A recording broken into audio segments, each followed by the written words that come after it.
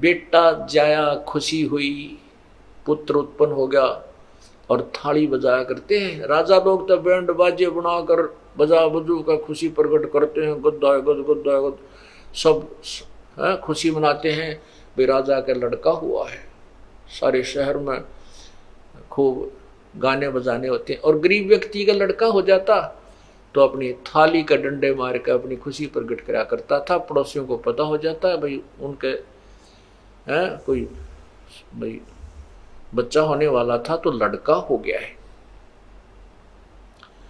परमात्मा कहते हैं कि इन अज्ञानी लोगों ने, ऋषियों ने, महर्षियों ने हमारे को इतना मूर्ख बना रखा था कि जिसका लड़का नहीं है उस व्यक्ति का मोक्ष नहीं। और लड़के की कहाँ आवश्यकता पड़ती है? श्राद्ध निकालने में। लड़के की आवश्यकता पड़ती है अंतिम संस्कार करने में। इसलिए पुत्र नहीं है तो उसकी गति नहीं। बहुत तेरा गजब हो। लेकिन ऐसा नहीं है, ये तो काल का व्यवहार है। उस परम पिता के दरबार में, उस परम पिता के मार्ग में ऐसा नहीं है। लड़के और लड़की में कोई अंतर नहीं है। और सभी यहाँ काल की जेल में हैं। हमने यहाँ से मोक्ष करवाना है, उसकी मोक्ष की विधि अलग है। अब जैसे श्री कृष्ण कहते हैं श्राद्ध अवश्य निकालने चाहिए, श्राद्ध निकालने से उसका मोक्ष होता है, नहीं तो उसकी गति नहीं होती।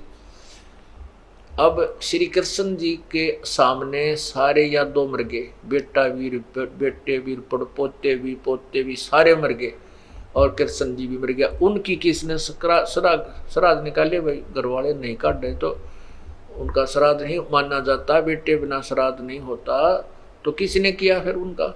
वो तो रह गए मोक्ष के बिना। तो इस प्रकार पुण्यात्माओं ये हमें भ्रमित किया हुआ था।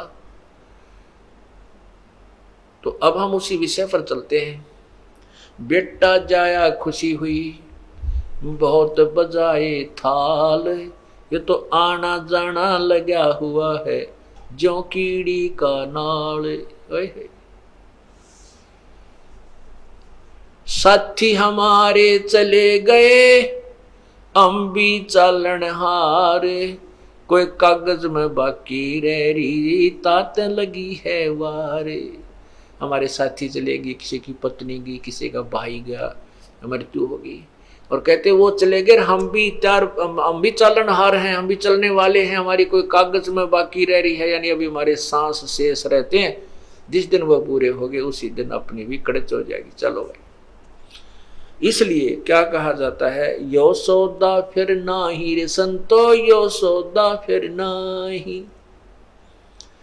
ये सौदा, ये मानुष जीवन, और इस मनुष्य जीवन के अंदर हमारे को, इस मनुष्य जीवन के अंदर हमारे को तत्व ज्ञान प्राप्ति और पूर्ण संत की प्राप्ति, पूर्ण भगवान का मार्ग मिल गया। और फिर भी हम भक्ति नहीं करते हैं तो हमारे जैसा नालायक नहीं। फिर हम इस काल के जाल में अगर रह गए, इन सुविधाओं को हम सुख मान बैठते हैं तो फिर हमने कुछ नहीं समझा, ना ज्ञान सुना।